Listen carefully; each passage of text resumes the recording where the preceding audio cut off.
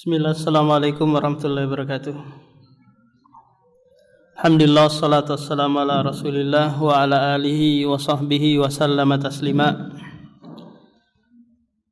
Kita berkumpul kembali di majelis ilmu di rumah dari rumah-rumah Allah Subhanahu wa taala.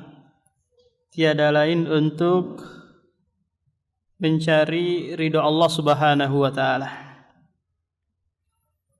agar kita dimudahkan oleh Allah Subhanahu wa taala meraih surganya. Karena ini diantara tujuan tafaqquhu fiddin, mendalami ilmu agama, agar kita mudah meraih surga Allah. Man salaka tariqan yaltamisuhu fihi ilman sahhalallahu lahu bihi tariqan ilal jannah. Barang siapa yang menempuh suatu jalan dalam rangka belajar ilmu agama, maka Allah akan mudahkan baginya menuju surga. Di hadis ini Rasulullah SAW tidak mengikat apakah yang diperoleh itu 5%, 10%, 30%, 100%, enggak. Pokoknya Anda berangkat menuntut ilmu, maka dengan langkah itulah Anda dimudahkan menuju surga Allah Subhanahu wa taala. Karena memang orang-orang yang hadir di majelis ilmu itu tidak semuanya paham pelajaran yang disampaikan. Tidak semuanya tujuannya untuk menuntut ilmu, ada yang tujuannya karena ingin bertemu teman, ada yang tujuannya untuk daripada saya nggak ada kerjaan di rumah, ada yang tujuannya untuk jualan dan yang lainnya. Akan tetapi dia duduk di majelis ilmu, itu sudah Allah mudahkan jalannya menuju surga Allah Subhanahu wa taala. Kemudian yang lain, agar kita meraih kebaikan. Dengan kita belajar ilmu agama, maka Allah akan memudahkan untuk meraih kebaikan dunia maupun kebaikan akhirat kelak. Rasulullah sallallahu alaihi wasallam bersabda, "Man yuridillahu bihi khairan yufaqihuhu fiddin." Barang siapa yang Allah inginkan kebaikan, maka dia pahamkan agama. Berarti kebaikan itu terikat jika Anda mempelajari ilmu agama. Tujuan yang lain kita berkumpul di sini agar kebodohan kita terangkat. Bukankah kita lahir dalam keadaan tidak mengetahui sesuatu? Dengan belajar kita terangkat sedikit kebodohan yang ada pada diri kita, yang sebelumnya kita tidak tahu. Maka terus belajar, dari situlah sedikit demi sedikit terangkat kebodohan yang ada pada diri kita. Kapan kita merasa bisa terhadap suatu pelajaran? Kalau berhenti belajar. Kapan kita merasa bisa? Akidah, fikih, hadis, kalau berhenti belajar. Selama Anda belajar, maka selama itu Anda akan merasa kurang, merasa tidak tahu terus menerus. Karena memang Allah hanya memberikan sedikit. Wa ma utitum minal ilmi illa qalila. Tidaklah kalian diberikan ilmu kecuali sedikit. Ini bagi mereka yang bersungguh-sungguh. Bagaimana lagi dengan orang yang hanya sekedar meluangkan sisa-sisa waktunya, sisa-sisa lelahnya dari mengurusin dunia, maka pasti di bawah sedikit. Insyaallah pada kesempatan yang berbahagia ini kita lanjutkan pengajian kita dari kitab Al-Arba'in An-Nawawi. Sekarang di hadis yang keempat. Sekarang kita ke hadis yang keempat. Kita baca dulu agar lisan kita terbiasa membaca hadis-hadis Rasulullah. An Abi Abdirrahmani. Baca. An Abi Abdirrahmani Abdullah bin Mas'udin Abdullah bin Mas'udin qala haddatsana Rasulullah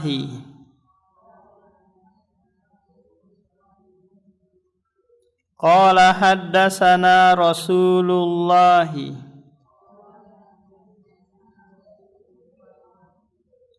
wa huwa as-sadiqul masduqu wa huwa as-sadiqul masduqu inna ahadakum yujma'u khalquhu inna ahadakum yujma'u khalquhu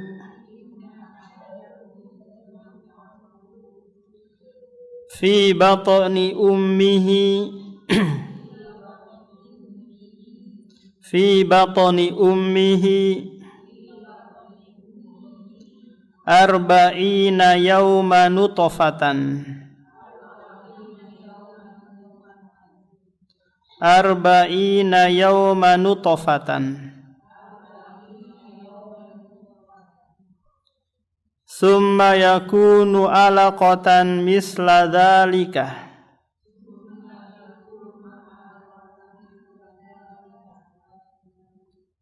summa yakunu alaqatan misla dzalika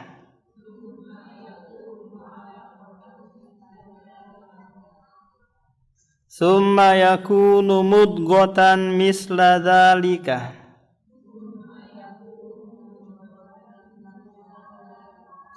summa yakunu mudghatan misla dzalika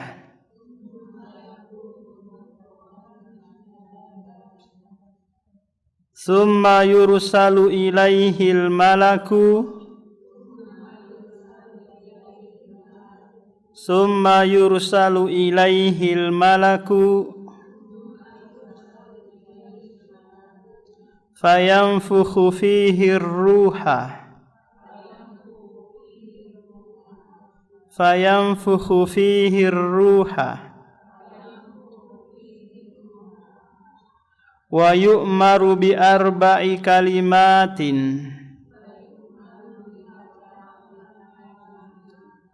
wa yu'maru bi arba'i kalimatin bikatbi rizqihi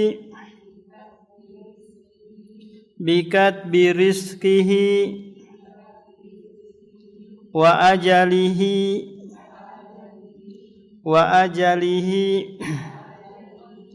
wa amalihi wa syaqiyyun am sa'idun wa syaqiyyun am sa'idun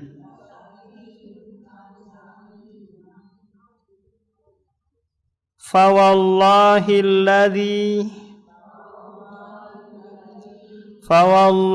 alladhi la ilaha ghairuhu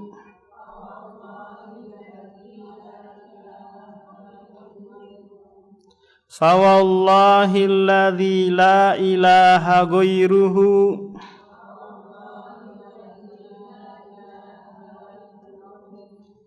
inna ahadakum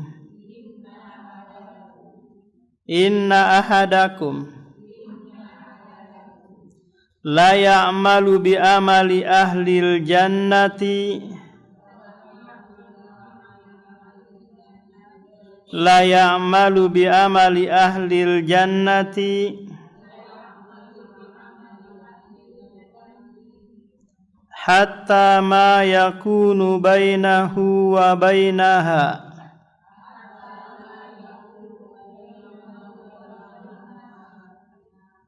hatta ma yakunu bainahu wa bainaha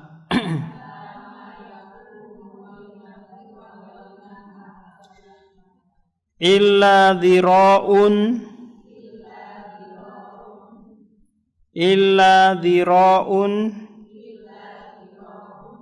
fayasbiku alaihil kitabu fayasbiku alaihil kitabu fayamalu bi amali ahlin nari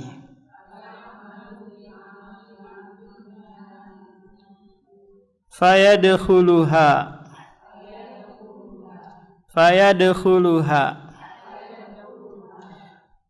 wa inna ahadakum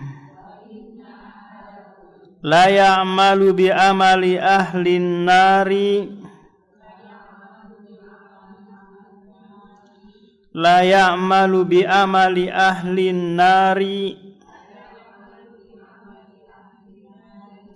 hatta ma yakunu bainahu wa bainaha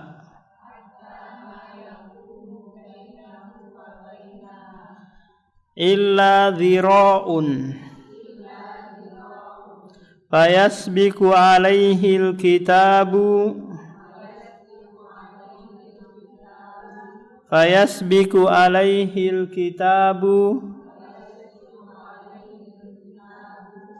fayamalu bi amali ahlil jannati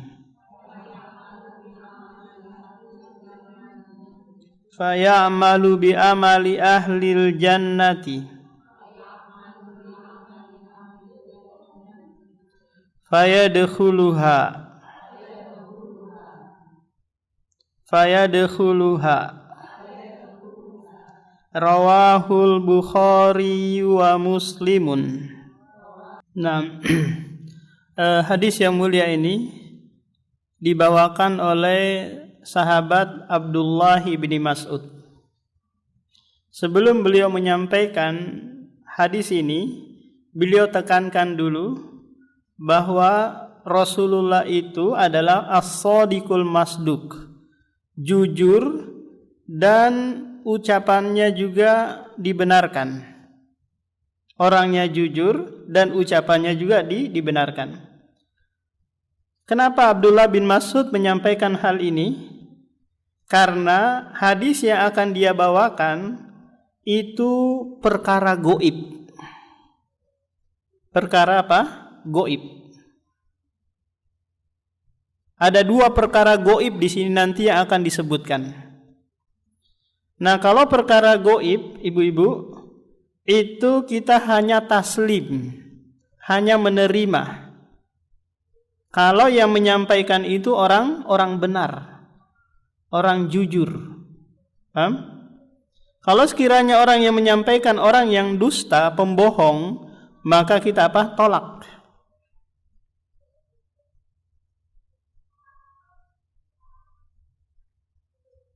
Kita apa? Kita tolak. Makanya Abdullah bin Mas'ud menekankan dari awal bahwa Rasulullah itu adalah shadiqul masduq.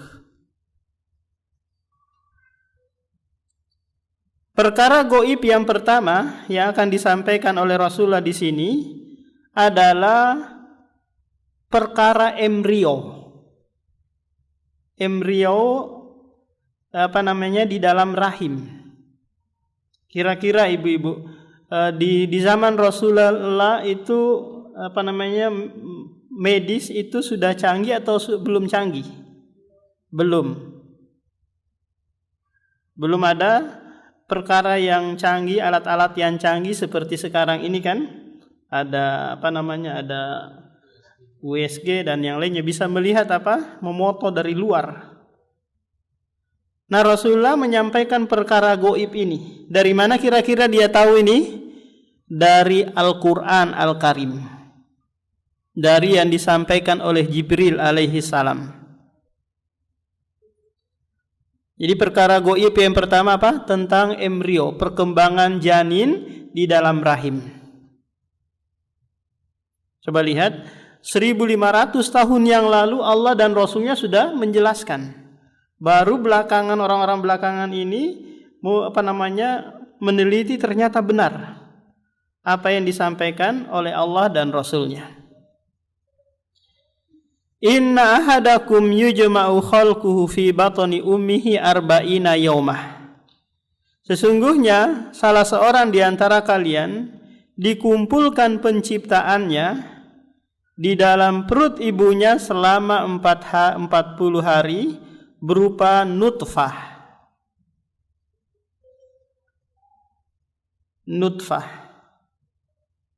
Kemudian setelah itu alaqah, berbentuk alaqah. Alaqah ini adalah segumpal darah yang melengket di dinding rahim. Namanya apa? Alaqah. Alaqah itu melengket. Kalau kita pernah melihat lintah, ya lintah sawah atau lintah air gitu, kalau dia lengket di lutut kita atau di kaki kita, maka dia akan menyedot darah dengan kuat kan? Nah, itu alaqah. Kemudian setelah alaqah itu berupa mudghah. Mudghah segumpal daging. Dari darah menuju daging. Nah, untuk lebih terperincinya silahkan ibu-ibu buka surah Al-Mu'minun ayat 11 sampai ayat 14. Bawa Al-Quran gak ibu-ibu? Ya, di HP bisa. Sudah dibuka ayat surah Al-Mu'minun ayat 11 sampai 14. Sudah? Al-Mu'minun ayat 11 sampai 14. Allah berfirman di sana, "Wa laqad khalaqnal insana min sulalatin min tin." Sungguh kami telah menciptakan manusia dari sulalah. Sulalah ini saripati. Saripati dari tanah. Bagaimana ini prosesnya? Prosesnya tanah menumbuhkan tanaman. Kemudian tanaman tersebut mengeluarkan buah-buahan, dan buah-buahan itu dimakan oleh manusia, kemudian menjadilah apa? Setetes air mani. Paham? Min sulalatin mintin. Ini tahapan yang pertama. 11 sampai 13. 14. 12 ya. 12 berarti sampai 14. Kemudian setelah itu summa ja'alnahu nutfatan.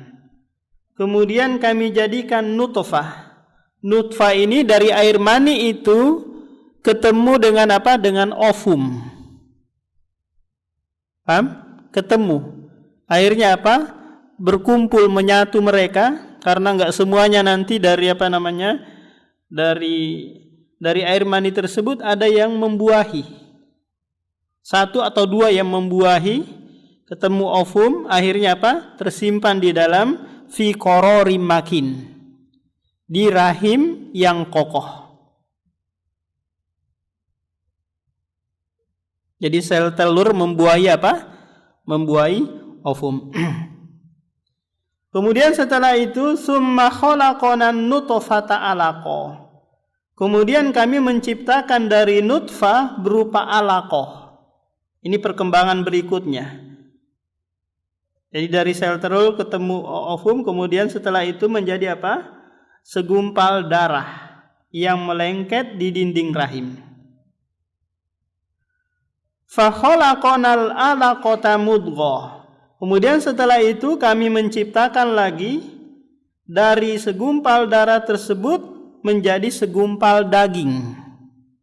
Mudghah ini adalah qit'atul lahmin, segumpal apa? Segumpal daging.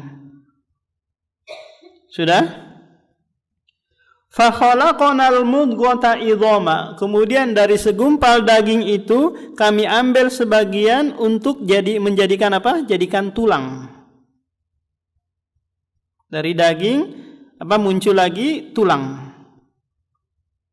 Kemudian setelah itu fakasaunal idhama lahma.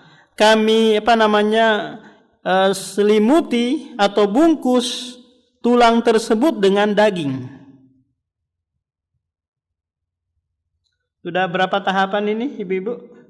6 tahapan. Yang pertama sulalatin mintin, kemudian nutfah, kemudian alaqah, mudghah, habis mudghah tulang, habis tulang dibungkus lagi dengan daging.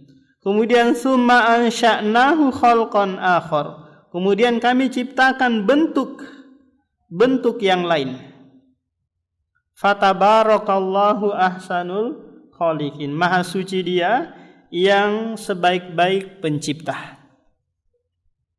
Coba lihat, suami istri itu hanyalah sebab, ya kan?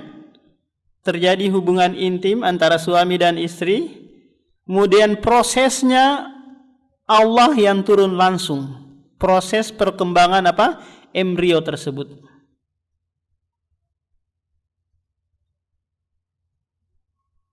Nah, jadi suami istri hanya melakukan sebab. Kalau sekiranya ibu-ibu, suami atau istri diberikan kesempatan, udah kamu buat sendiri aja deh anakmu, bentuk aja sendiri. Kira-kira bentuknya baik atau jelek nanti? Saya mau yang hidungnya mancung, Ustaz. Pipinya yang agak tembem-tembem dikit, tangannya yang agak panjang. Maka pasti jeleknya nanti ibu-ibu. Kenapa? Karena walaqad khalaqnal insana fi ahsani taqwim. Sungguh kami telah menciptakan manusia dengan sebaik-baik bentuk. Ini keistimewaan manusia. Alhamdulillah kita perhatikan tubuh kita yang luar biasa tersusun rapinya. Lubang hidungnya menghadap ke bawah. Kalau sekiranya menghadap ke atas ibu-ibu, terus Balikpapan sering hujan, bersin-bersin kita kan. Lubang telinga juga menghadapnya ke samping, enggak ke atas. Tumbuhnya gigi juga tidak seperti tumbuhnya rambut. Coba bayangkan kalau gigi kita tumbuhnya seperti kayak rambut, selesai ada salon gigi nanti kan. Yang kerjanya memangkas gigi kita. Coba lihat tumbuhnya kening kita juga diatur oleh Allah, bulu kening. Nah, perempuan tidak ada tumbuh jenggot. Beda dengan lelaki. Ya, ada jenggot yang tumbuh, ada kumis. Kalau ada perempuan yang berjenggot, ada enggak kira-kira ibu-ibu? Enggak ada. Karena ini kekhususan bagi kaum lelaki. Tapi kalau ada laki-laki yang menyerupai perempuan yang enggak mau berjenggot, maka ini menyelisihi fitrahnya dia. Nah, yang jadi pertanyaan di sini adalah di hadis dan di ayat yang kita bacakan, ibu-ibu, di situ tidak menyebutkan waktu kan? Apakah 120 hari ataukah 42 hari atau 40 hari? Enggak disebutkan. Paham? Sebelum ditiupkan ruh. Sebelum ditiupkan ruh. Tapi disebutkan di hadis yang lain, di hadis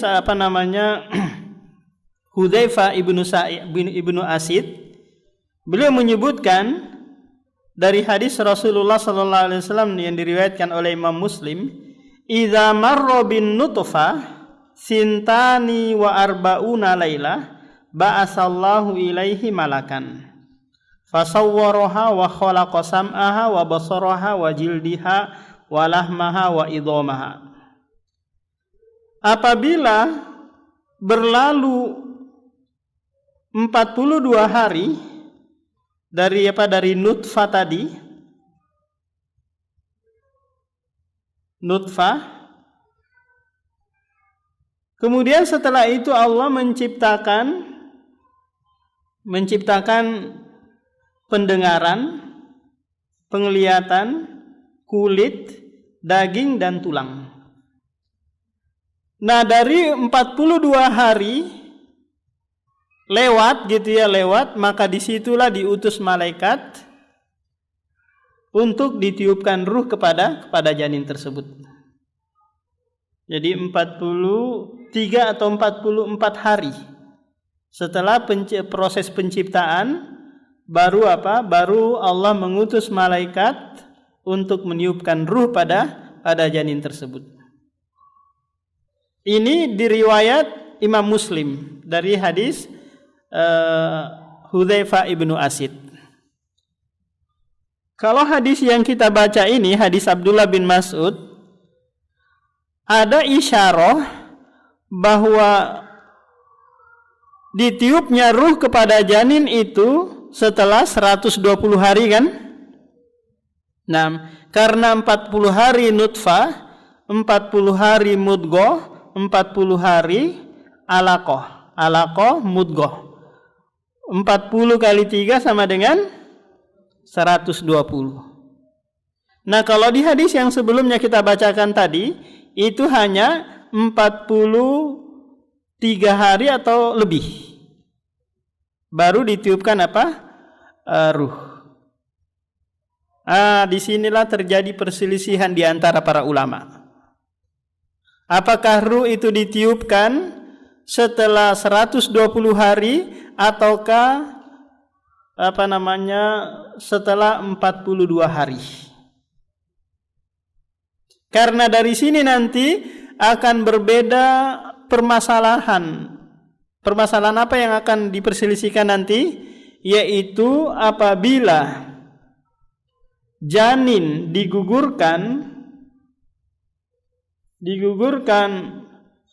di bawah 120 hari, taruhlah janinnya berumur 90 hari.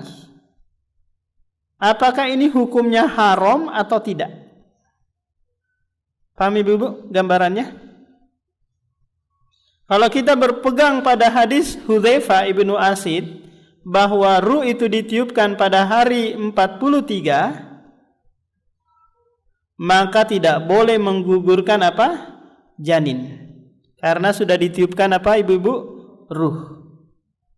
Kalau kita berpegang pada hadis Abdullah bin Mas'ud ini bahwa 120 hari, setelah itu 121 hari baru ditiupkan ruh, maka kita tidak mengapa mengaborsi karena belum berwujud manusia, belum ada nyawanya. Paham? Ini terjadi khilaf di antara para ulama. Ada yang memilih pendapat ini, ada pula yang memilih pendapat ini. Kalau mazhab Imam Ahmad menganggap bahwa apabila janin tersebut sudah berumur 4 bulan, maka tidak boleh lagi digugurkan atau diaborsi. Karena sudah berbentuk, berwujud manusia, sudah ada kehidupan padanya, sehingga nanti ketika meninggal dunia, maka dia dimandikan, dikafani, disolatin layaknya manusia. Paham sampai sini dulu Ibu-ibu? Paham gak? Tadi terjadi dua pendapat ya. Apakah ruh itu ditiupkan pas 120 hari ataukah pas 43 hari? Karena dua riwayat yang berbeda. Ada juga yang menggabungkan dengan menyebutkan bahwa di hadis Hudzaifah itu seperti itu adanya. Di hadis Abdullah bin Mas'ud juga seperti ini adanya. Dalam artian apa? Janin itu berbeda-beda. Ada yang 43 hari, ada yang 120 hari. Ada yang 120 hari. Sehingga berbeda-beda. Ada juga yang mengatakan bahwa di hadis Abdullah bin Mas'ud ini kan tidak menyebutkan alaqah itu 40 hari kan? Paham? Cuma disebutkan misla dzalik, seperti itu. Mudghah juga enggak disebutkan 40 hari. Sehingga kalau kita gabungkan, maka berarti terbentuknya dari air mani menjadi nutfah, menjadi alaqah, menjadi mudghah, ini selama 42 hari. Kemudian setelah itu baru ditiupkan ruh padanya. Pusing kah ibu-ibu? Yang intinya yang lebih mengetahui hal ini adalah dokter kandungan ya. Nah, dokter kandungan. Kita mencoba menggabungkan ini ya antara hadis yang sahih dari Hudzaifah ibnu Asid dan hadis sahih yang dari Abdullah bin Mas'ud ini. Karena hadis itu nggak ada yang kontradiksi, ibu-ibu. Antara hadis dengan hadis yang lain itu nggak ada yang kontradiksi. Antara ayat dengan hadis juga nggak ada yang kontradiksi. Sehingga bagaimana cara mendudukkannya? Kalau ada dugaan kontradiksi. Summa yursalu ilaihil malaku. Kemudian diutus malaikat. Yang kerjanya apa? Fayamfuhu fihi ruh. Ditiupkan ruh pada janin tersebut. Wa yu'maru bi arba'i kalimatin. Lantas malaikat tersebut diperintahkan untuk mencatat takdir. Ini namanya apa? Takdir al-umriyah. Takdir al-umriyah. Nah, ini perkara goib yang kedua, ibu-ibu. Perkara goib yang pertama tentang apa? Embrio. Embrio manusia, tahapan embrio manusia di dalam apa? Di dalam rahim. Nah, sekarang pembahasan tentang takdir. Tentang takdir.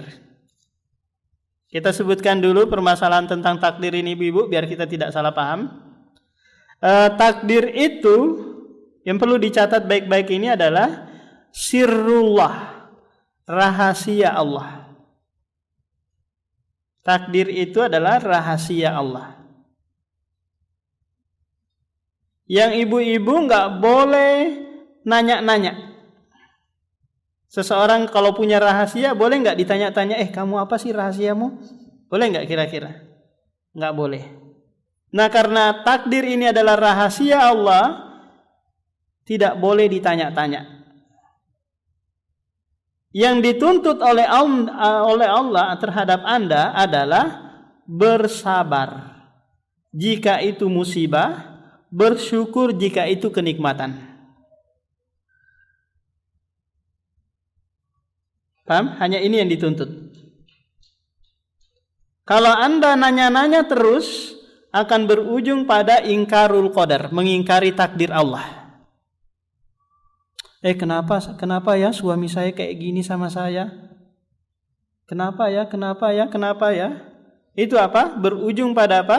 Mengeluh, kemudian mengingkari. Allah ini tidak sayang dengan saya. Masa yang lain dikasih kenikmatan, saya sengsara terus, sempit terus. Suami saya banting tulang keras keringat, dapatnya hanya 50.000 rupiah. Yang lain Masya Allah enak-enak, dapat uang sekian. Jadi nggak perlu apa? Nggak perlu nanya-nanya. Anda cukup bersyukur atau bersabar. Karena takdir ini adalah rahasia Allah, baik itu buruk ataupun baik. Sebagaimana rukun iman yang keenam, al-imanu bil qadari khairihi wa syarrihi minallah. Mengimani bahwa takdir yang baik dan yang buruk itu dari Allah Subhanahu wa taala. Nah, agar kita tidak salah dalam memahami takdir, kita akan menjelaskan terlebih dahulu tentang marotibul qadar, tingkatan-tingkatan dalam mempelajari dan memahami takdir. Tingkatan takdir yang pertama adalah ilmullah. Apa maknanya ini? Bahwa apapun yang akan terjadi dan yang telah terjadi diketahui oleh Allah Subhanahu wa taala. Diketahui oleh Allah Subhanahu wa taala.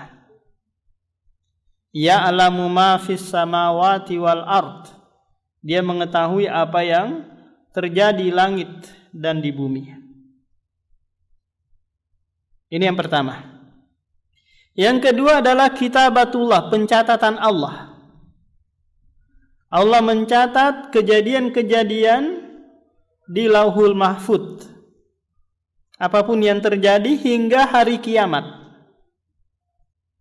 Tak kala Allah Subhanahu wa taala menciptakan kolam, pulpen, lalu Allah memerintahkan kepada kolam tersebut, pulpen tersebut dengan berkata, "Uktub."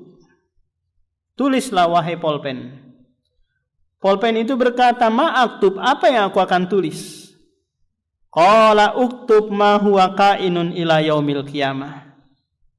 Tulislah apa yang akan terjadi hingga hari kiamat.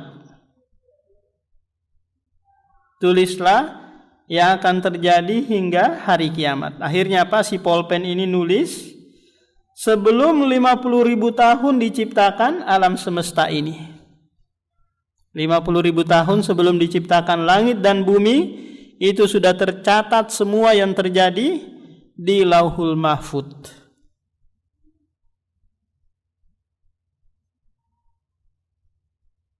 Nah, kemudian yang ketiga, tahapan tingkatan yang ketiga yaitu masyiatullah, kehendak Allah. Apa maknanya ini? Maknanya adalah segala yang akan terjadi nanti itu sudah dikehendaki oleh Allah. Sudah dikehendaki oleh Allah. Tapi ingat, kehendak Allah itu terbagi menjadi dua. Ada yang sifatnya kauniyah. Kauniyah itu terjadi tapi belum tentu diridhoi. Terjadi tapi belum tentu diridhoi. Contoh, adanya kekafiran, adanya kesyirikan, kerusakan, adanya iblis, syaitan. Ini semua adalah kehendak Allah. Tapi yang sifatnya kauniyah. Terjadi tapi belum tentu dicintai oleh Allah. Adanya keburukan, ini adalah kehendak Allah. Tapi kehendak yang tidak diridhoi. Kemudian masyiah yang kedua adalah masyiatus syar'iyah, kehendak yang sifatnya syariah. Yang dia belum tentu terjadi, tapi sudah pasti dicintai oleh Allah. Seperti perbuatan baik, sholat, zakat, haji. Ini enggak semuanya manusia melakukannya.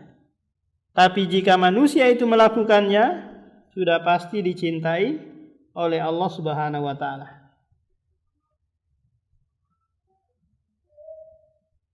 Nah, jadi Allah punya kehendak. Kehendaknya tadi terbagi menjadi dua. Nah, manusia pun punya apa? Punya kehendak. Wa ma tasyauna illa ayyasha Allahu rabbul alamin. Apa saja yang kalian kehendaki, itu adalah kehendak Allah Subhanahu wa taala. Jadi kita ini ibu-ibu punya apa? Punya kehendak, punya pilihan. Sehingga muncul ucapan apa? Hidup itu adalah pilihan. Hidup itu adalah pilihan. Silahkan memilih. Mau sengsara atau bahagia, mau neraka atau surga. Maka orang yang berakal pastilah memilih kebahagiaan, kan? Pastilah memilih ketenangan hidup. Pastilah memilih jalan-jalan menuju surga. Kebahagiaan yang abadi.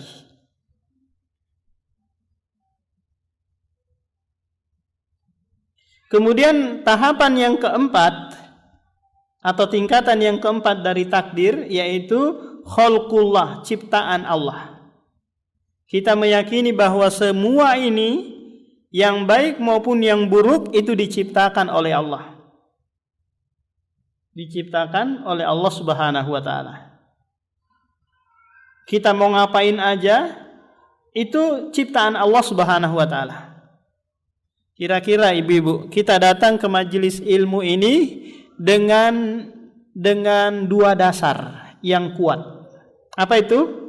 Ada keinginan dan ada kemampuan, ya kan? Ada kekuatan. Coba bayangkan, kalau ada orang yang mau hadir majelis ilmu, tapi dia kena stroke, kira-kira bisa nggak dia? Nggak bisa. Ada orang yang punya kekuatan tapi nggak punya keinginan. Coba lihat tukang-tukang itu. Dia bekerja banting tulang keras keringat mulai dari pagi sampai sore, kuat mereka. Tapi giliran azan berkumandang, mereka nggak ada keinginan untuk sholat. Padahal mereka apa? Punya kekuatan. Nah, dari mempelajari 4 tingkatan takdir ini, nanti kita bisa menepis orang-orang yang berdalih dengan takdir untuk berbuat maksiat. Contoh gini ibu-ibu, ada pelacur datang menyampaikan kepada kita bahwa saya ini melacur, saya ini menjual diri, takdir Allah. Kira-kira apa jawabannya ibu-ibu? Maka jawabannya apa? Iya, benar kan? Iya, ini takdir Allah. Demikian juga orang musyrik berkata di dalam Al-Quran bahwa kalau Allah mau, pasti Allah larang kami beribadah kepada patung-patung ini. Coba lihat, kesyirikan atau kemaksiatan kadang orang pelakunya itu berdalil dengan apa? Dengan takdir. Lantas bagaimana kita menjawab? Ya benar, itu takdir Allah, tapi takdir yang tidak diridhoi. Takdir yang tidak diridhoi. Bukankah manusia itu boleh memilih? Kenapa Anda memilih yang buruk terus berdalil dengan takdir? Coba Anda memilih yang baik terus berdalil dengan takdir. Paham? Coba Anda kerjanya yang halal-halal aja, kan boleh.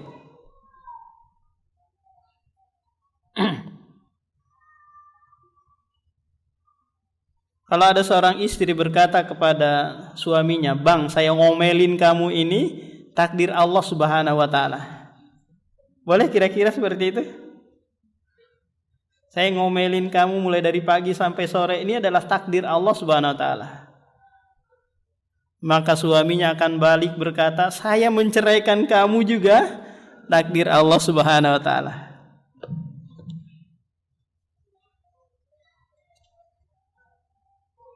Nah, tak kala ada seorang peminum khamar atau pencuri gitu mau dipukul kepalanya oleh Umar bin Khattab dengan pelepah korma gitu. Terus si ini pelaku maksiat ini berkata bahwa saya melakukan ini adalah dengan dasar takdir Allah. Kata Umar, saya mau mukul kepala antum ini juga dengan apa? Dengan takdir Allah Subhanahu wa taala. Sehingga seseorang itu tidak boleh beralasan dengan takdir untuk berbuat maksiat. Kenapa? Karena manusia itu punya pilihan. Punya pilihan. Bukankah Allah menurunkan Al-Quran, mengutus Rasul untuk menjelaskan mana yang baik, mana yang buruk, mana jalan-jalan menuju surga, mana jalan-jalan menuju neraka. Sehingga tidak ada lagi alasan atau berdalih dengan apa? Dengan takdir. 6 itu penjelasan tentang takdir. Kita lanjut ke hadis Rasulullah ini. Bi arba'i kalimatin bikat birizkihi wa ajalihi wa amalihi syakiyun am sa'idun. Di sini ada 4 takdir yang dicatat oleh malaikat. Apa itu yang pertama? Dicatat rezekinya, ajalnya, amalnya, buruk atau baik. 4 hal ini yang dicatat. Kira-kira dari mana malaikat ketahui ini? Apakah dia pergi ke Lauhul Mahfud untuk mengambil melihat di sana? ataukah ini diwahyukan oleh Allah? Naam, ini yang benar yang kedua, bahwa malaikat tersebut diwahyukan oleh Allah. Yang itu bersumber dari apa? Dari yang ada di Lauhul Mahfuz.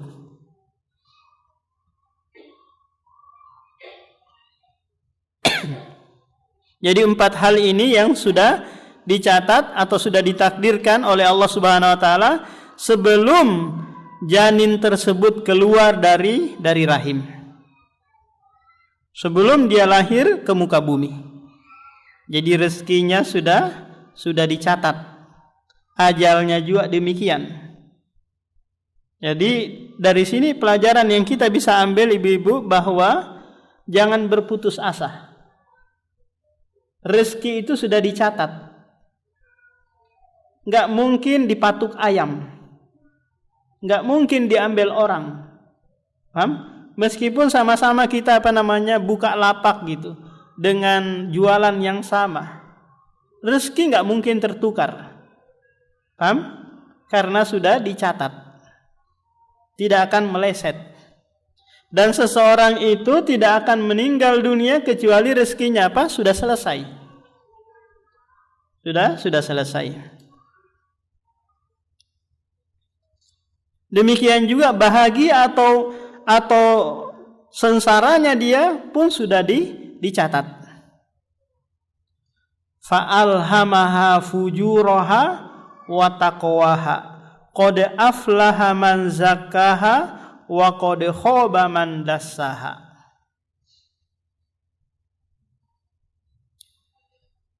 Fa wallahi alladzi la ilaha illa ghairuhu inna ahadakum, dan seterusnya.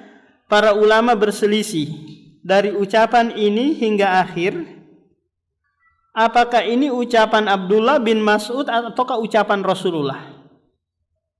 Ada yang berkata bahwa ini adalah mudraj, yaitu sisipan yang dimasukkan ke dalam hadis, yang itu ucapan Abdullah bin Mas'ud, bukan ucapan Rasulullah. Kalau kita terima ini, maka kita katakan iya benar, ini ucapan Abdullah bin Mas'ud, tapi hukumnya terangkat sampai kepada Rasulullah. Karena enggak mungkin sahabat itu berbicara tentang perkara gaib kecuali dari apa? Dari wahyu. Enggak mungkin dia berbicara dengan akalnya, enggak mungkin.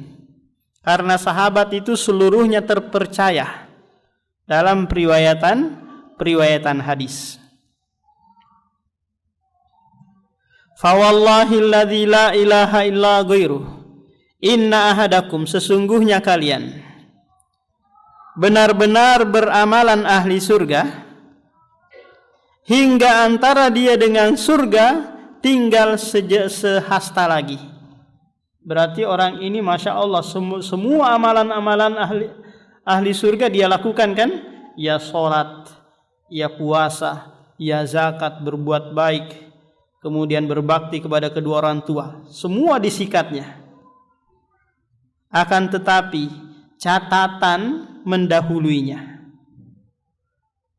Ternyata dia sudah apa? Sudah ditakdirkan masuk neraka. Kemudian di penghujung akhir hayatnya dia melakukan amalan ahli neraka. Berarti dia ini apa ibu-ibu? Enggak istiqomah kan? Enggak istiqomah. Taruhlah kita berikan gambaran gini, umurnya 40 tahun. Jatah hidup dia di dunia 40 tahun. 39 tahun dia melakukan ketaatan. 39 tahun. Kemudian 1 tahun di akhir-akhir dia mau meninggal dunia, kena stroke, kena asam urat dan yang lain, stres dia. Akhirnya dia apa? Melakukan keburukan. Kemudian ditutup dengan apa? Dengan amalan keburukan. Akhirnya dia masuk neraka. Demikian juga sebaliknya. Bahwa seseorang yang Masya Allah hampir seluruh hidupnya dia lakukan keburukan, dihabiskan dengan apa? Melakukan keburukan. Dia berjudi, main sabu-sabu, melacur, merampok, semua dia lakukan. Ternyata di akhir hayatnya dia bertobat kepada Allah. dengan tobatan yang nasuha. Akhirnya dia berbuat kebaikan, kemudian dia ditutup dengan apa? Dengan kebaikan. Kira-kira yang mengetahui ini kita atau Allah? Allah, ya kan? Kita nggak tahu nanti besok ini kita tetap seperti ini, nggak tahu. Karena ini adalah perkara yang gaib. Kita hanya bisa apa? Merencanakan. Besok saya akan begini, saya akan begini. Nggak ada satupun dari manusia yang bisa memastikan bahwa saya besok akan begini, nggak ada. Yang ada hanya apa? Hari perkiraan lahir, HPL. Nggak ada dokter yang mengatakan hari kepastian lahir gitu. Nggak ada kan ibu-ibu? Karena itu adalah perkara yang gaib. Nah, selesai kita membahas hadis ini, kita akan sebutkan faedah-faedah yang bisa diambil dari hadis yang agung ini. Faedah yang pertama, wajibnya mengimani perkara yang gaib. Ini faedah yang pertama, ibu-ibu. Wajibnya apa? Mengimani perkara yang gaib. Karena ini adalah keistimewaan orang yang bertakwa. Kalau Anda nggak percaya dengan perkara gaib, berarti Anda sama dengan orang kafir. Yang dia hanya mau yakini sesuatu yang nampak dengan kasat matanya. Makanya Allah memuji orang-orang yang bertakwa karena keimanannya terhadap perkara gaib. Alif Lam Mim, Dzalikal kitabu la raiba fi hudal lil muttaqin. Terus kelanjutannya apa? Alladzina yu'minuna bil ghaib. Ini ciri yang pertama dari orang yang bertakwa. Mereka mengimani perkara yang gaib. Faedah yang kedua, haramnya menggugurkan janin yang sudah ditiupkan ruh. Haramnya menggugurkan janin yang sudah ditiupkan ruh.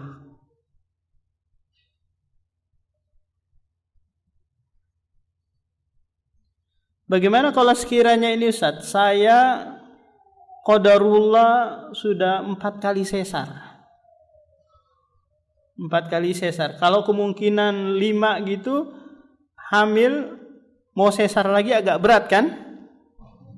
Maka akan kemungkinan bisa meninggal dunia. Qadarullah saya hamil nih, sudah 5 bulan. Apakah saya boleh menggugurkan? Maka kalau sekiranya dokter mengatakan ini harus digugurkan karena ibunya akan meninggal kalau tetap dilanjutkan, karena nggak ada alat yang canggih untuk apa? Sesar sampai 5 kali. Ada kira-kira ibu-ibu? Masih ada ya? Masih bisa sesar sampai 5 kali? Hah? Ya, kalau di luar sana, di Yaman sana masih bisa ya. Di rumah sakit yang canggih ada dokter memang yang masih membolehkan sampai 5 kali. Tapi kalau kata dokter nggak bisa lagi, ini harus digugurkan, ya sudah. Bismillah, digugurkan. Karena dalam keadaan darurat. Ad-daruratu tuqaddaru biqadariha. Sesuai dengan kadarnya. Kemudian faedah yang ketiga, malaikat tidak mengetahui perkara yang gaib. Malaikat tidak mengetahui perkara yang gaib. Kenapa demikian? Karena malaikat yang ditugaskan meniupkan ruh ini, mencatat rezeki, ajal dan seterusnya ini, dia bertanya kepada Allah. Dalam riwayat yang lain dia bertanya, apa yang dicatat, apa dan seterusnya. Menunjukkan bahwa malaikat tidak mengetahui perkara yang gaib.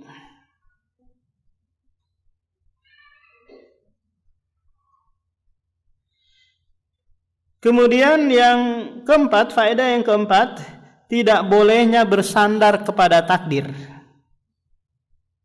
Tidak bolehnya bersandar kepada takdir. Kita harus melakukan sebab-sebab kebahagiaan dan menjauhi sebab-sebab keburukan.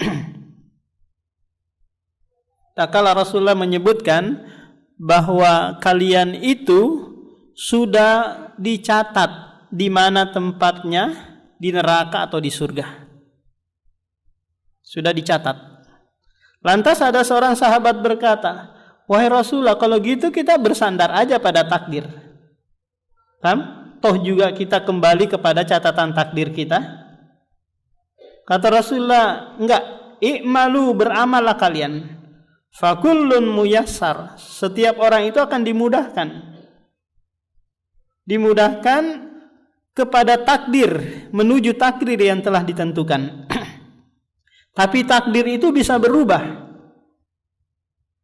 Paham? Takdir itu bisa berubah. Contoh, kita sudah dicatat nih untuk menjadi penghuni neraka.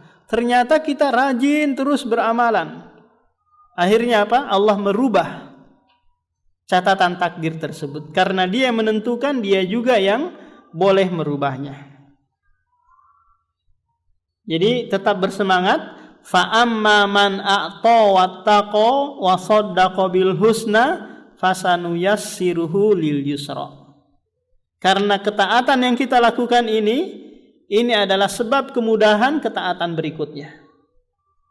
Kemaksiatan yang kita lakukan ini adalah sebab kemaksiatan berikutnya.